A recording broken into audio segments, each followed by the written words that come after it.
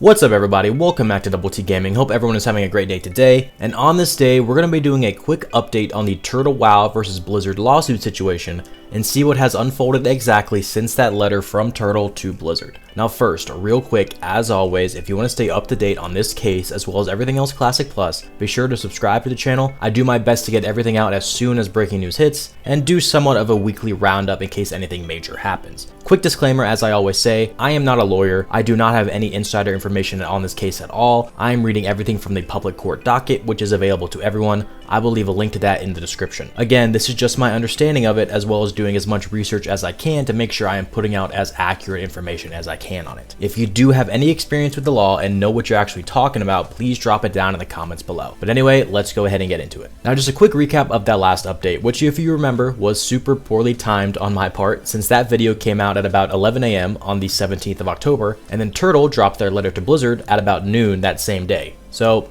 yeah, my bad. But anyway, in that update video, we saw that Blizzard was pushing for an ex-party application, basically trying to get a jump on doing early discovery and unmasking the unknown players of Turtle WoW, known as DoE defendants in the Turtle WoW network. And then Josiah Zimmer, who is the one member of the Turtle team who is in the United States and has been named in this case directly, filed an opposition to try and stop that ex-party application, basically saying that Blizzard has for sure been sitting on Turtle WoW for years now, and despite Blizzard saying this case was urgent after doing months worth of research, if they had just googled WoW private server, Turtle WoW would have been near the top of the list.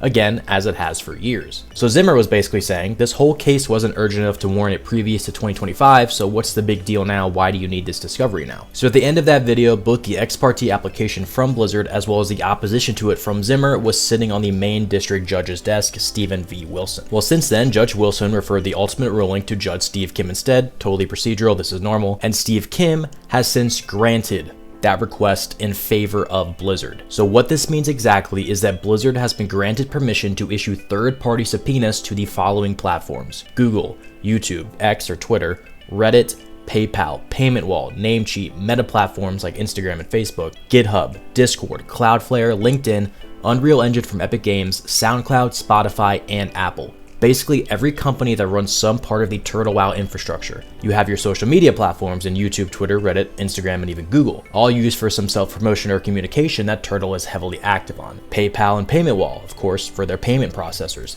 Namecheap is for website domain and hosting. GitHub and Unreal Engine fall under development and infrastructure. Discord, which we all know Turtle WoW is very active on, where Blizzard can request server logs for Turtle or different admin messages or even IP addresses associated with those accounts.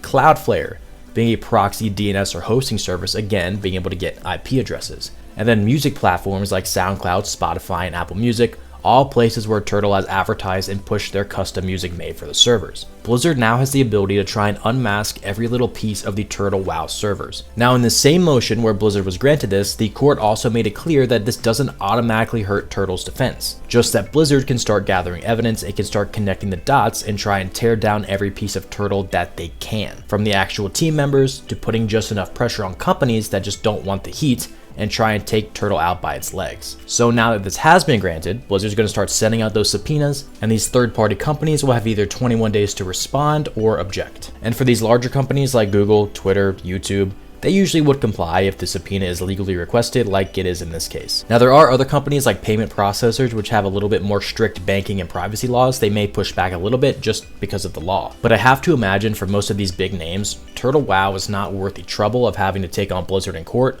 and they'll just give up these things without much of a fuss. But interestingly enough, this was granted on October 22nd, so almost a week ago now, by the court. The last Blizzard-led filing was on October 15th. Turtle WoW's open letter to Blizzard was released on October 17th. Now this could just be a major coincidence, but we haven't seen any filings or any public movement from Blizzard on this case since that letter had been announced. When the week prior to that letter, documents were being filed kind of left and right. Now of course this could just be a coincidence because we are at the point where Blizzard is just trying to serve subpoenas, whether it be to third party or international. But on the other hand, if you're more of a glass half full kind of private server guy, maybe Blizzard is forming some type of response to this letter and they have put things on pause. Who knows? I don't want to get all conspiracy theory with it, but I just thought the timing of it was very interesting. Now what else is interesting is that I've gotten a few comments recently about Torta or Shenna or whatever her name is, kind of one of the leads of Turtle WoW, that her Discord had seemingly been deleted. And looking at the Turtle WoW Discord, I can't find any trace of her. Now I am seeing some people say on the Turtle WoW Discord that she lost her Discord account somehow. I'm not sure of the accuracy of that,